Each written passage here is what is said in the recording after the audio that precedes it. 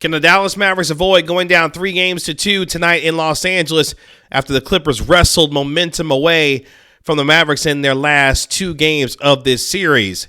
This is the Gray Area right here on Kevin Gray Sports. My name is Kevin Gray. You can find me on Twitter, Facebook, and Instagram at Kevin Gray Sports. Be sure to hit that subscribe button right there for all things Kevin Gray Sports here on YouTube. And you can catch me on your home of the Dallas Cowboys and Texas Rangers, 105.3 The Fan.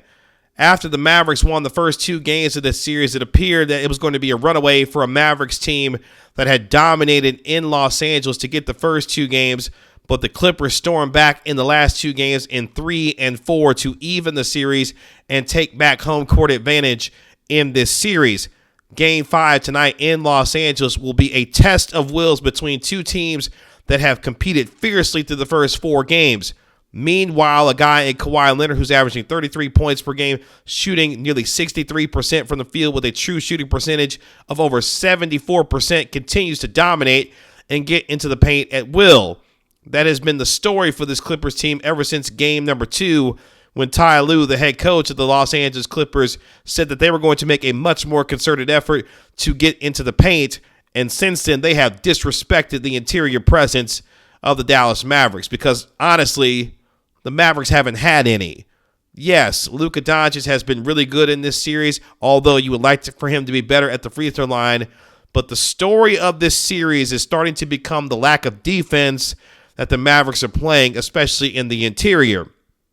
The Clippers, with 150 points in the paint in the last 3 games, averaging 50 points in the paint in each of those 3 games, continue to punish the Mavericks inside for their lack of interior defense, whether that be Kristaps Porzingis, whether that be Willie Cauley-Stein, whomever you want to name and throw in there. That has been a significant problem over the last 3 games. And the way that the Mavericks have defended with a defensive rating of 124 in this series so far, it begs the question about whether or not the Mavericks can actually stop Paul George and Kawhi Leonard from getting into the paint at will and finding the shooters in Reggie Jackson, Marcus Morris, and others. Additionally, the small ball lineup has really given the Mavericks problems in this series, especially when they went to that small ball lineup in the third quarter in game number 3, and then you saw the Clippers come out with that starting lineup. Now, I don't know if you'll see more pick and roll with guys like Dwight Powell and others try to get more involved to try and take things away defensively from the Clippers to try and get some more action going to the basket for guys like Kristaps Porzingis and Powell and others to try and create some more offense, where they came off a series low 81 points in game number 4 in that 25-point beatdown. Luka Doncic right now is dealing with a left shoulder cervical strain that you could tell clearly hobbled him in game number 3, where he went 9 of 24 and only had 19 points. But again, defensively is where things have turned on its head for the Mavericks. I asked head coach Rick Carlisle during his media availability, what will the Mavericks try to do to slow down this Clippers team from being able to get into the paint at will and try to create some advantages for them in some mismatches that they want to look to exploit on their own side. Here's what Rick Carlisle had to say. Kevin Gray, 105 through the Fan. Rick, this team and the Clippers has scored 150 points in the paint since game 2. What have you seen rotationally, defensively, that you'll look to improve and try to dictate matchups based on personnel to have the Clippers adjust to you guys versus the other way around? Yeah, again, we've got to take away the wide gaps. We've got to get back. Well, we got to get back quicker. That's the first thing. We've got to take away the wide gaps. And look, they've got a great 3-point shooting team. They've got the best 3-point shooting team in the league. And so, how much you narrow the gaps is difficult because how they can kick it out. They've got snipers out there ready to lock and load. So I just think overall we've got to play a better game of basketball. Our offense has got to be crisper. Our run backs have got to be on point. We've got to have the floor balanced. We've got to find Leonard and George quickly. They're going to have. They're going to have guys ready to set screens for them and screen roll. We got to defend that and make sure we're on point with coverage. But it's been it's been a very difficult 2 games defensively, and we've got to do better. So as you can see, Rick Carlisle accepts that this challenge is going to continue to be tough for this Mavericks team, given how well this Clippers team is shooting from the field, a team that's shooting over 50% from the field and nearly 37% from the three-point line. Paul George in this series, averaging 25 points per game, continues to shoot the ball well, also has a true shooting percentage of nearly 61%. The story has been that the Clippers have been able to get into the lane at will and do what they want and will continuously and relentlessly attack the paint until the Mavericks decide that they are going to eventually stop them, which has obviously opened up lanes for guys like Reggie Jackson, Rajon Rondo,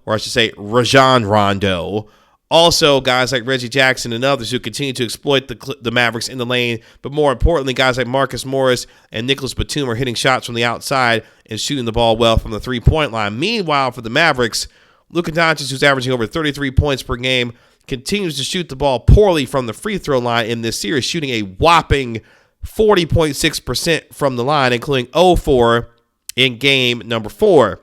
He's clearly hobbled by this left shoulder cervical strain, but Rick Carlisle has said that he looks like he's improving with that injury and looks to be ready to go for game number 5 tonight. Luka Doncic shooting nearly 49% in this series, but what has happened in the last couple of games is that the Dallas Mavericks have gone cold, especially from the three-point line, and you saw that evidence in game number 4 where they went just 5 of 30 from downtown. Guys like Tim Hardaway, Dorian Finney-Smith, and others who were shooting the ball well from the three-point line, especially Tim Hardaway, who was 11 of 17 in the first couple of games in the series from the three-point line, have gone cold at the wrong time for the Mavericks.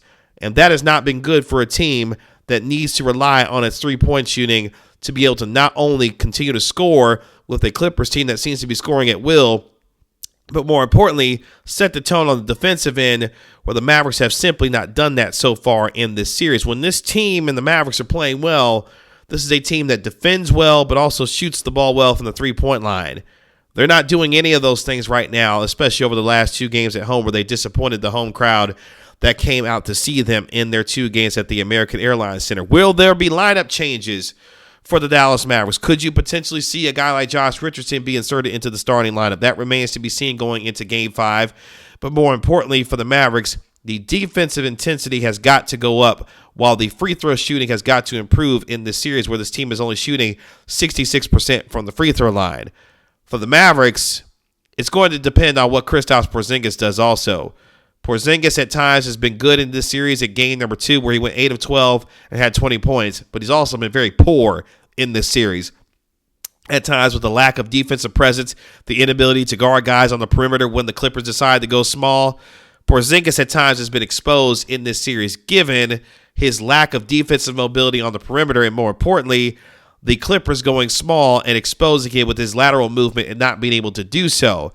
Offensively, you tried to see him get into rhythm in game number 4 where the first couple of possessions went to him and he was able to knock down a couple of jumpers. Porzingis is going to have to show up big time in Game 5 tonight. Otherwise, this thing could get ugly rather quickly. The confidence that you have in this Mavericks team is that they've won their first couple of games on the road. But this series has come down to the role players. Which role players can find themselves supporting their superstars and be the kind of castmates that allows their supporting cast to be in the best role possible? Here's Kristaps Porzingis talking about what the Mavericks will need to do to try and slow down the Clippers defensively to give them an opportunity tonight to be able to try and walk out of Los Angeles with a win. Here's what Kristaps Porzingis has to say. Kevin Gray, 105 through the fan. KP, this team over the last 2 games, and the Clippers have scored 90 points in the paint. What do you guys have to do individually and collectively to create some more resistance as far as their paint scoring is concerned going forward here? Good question. We gotta look at the film on the rotations, how we're doing that, and they're really good at kicking the ball out when we're doubling and just moving it around the perimeter, and then we run them off the 3-point line, and then they maybe drive, and there's a paint attack, and they're able to score in the paint. So we gotta look at how we can take some of those away, and but overall, we know we can do a better job on both ends. So Kristaps Porzingis saying, look, we've got to take away the paint attacks and try to put them in positions where they're getting doubled and they're kicking out the shooters. But at this point, you're hoping that the Clippers just miss shots. because the way that they are shooting the ball from the three-point line currently, this team right now is not slowing down at all. And given how well they shot the ball during the season, the regular season, shooting over 41% from the three-point line, it's difficult to imagine this team getting cold the way that they have performed over the last couple of games. And you give credit to Ty Lue. He said, look, we're going to wait the Mavericks out in terms of their hot shooting streak. And that's exactly what they've done. But more importantly, they've stayed relentless in attacking the paint. That's got to change tonight if you're the Dallas Mavericks. Do you see some pick and roll stuff with Dwight Powell, Kristaps Porzingis, where him and Luka Doncic were the most efficient pick and roll duo in all of the NBA this season? Or will you see the Clippers continue to go small and expose the Mavericks defensively while taking advantage of them offensively by being able to attack the paint by keeping Porzingis out of the paint and not being able to be the kind of rim protector that he was and can be? For the Mavericks, this comes down tonight to their ability and their willingness to defend Kawhi Leonard and Paul George and become more physical with this team, while more importantly heating back up from the three-point line to be able to give them the opportunity to spread the floor, while Kristaps Porzingis is going to have to desperately show up in game number 5 tonight to give Luka Doncic the support that he needs.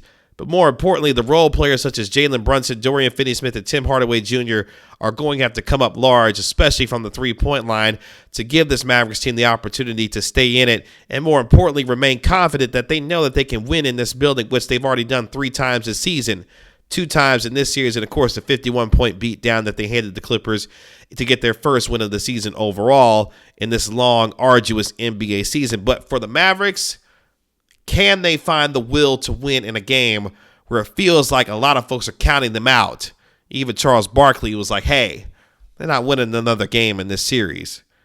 I don't know about all that, but the way that the Mavericks have played in these last 2 games, we know that they are a better road team than they are a home team.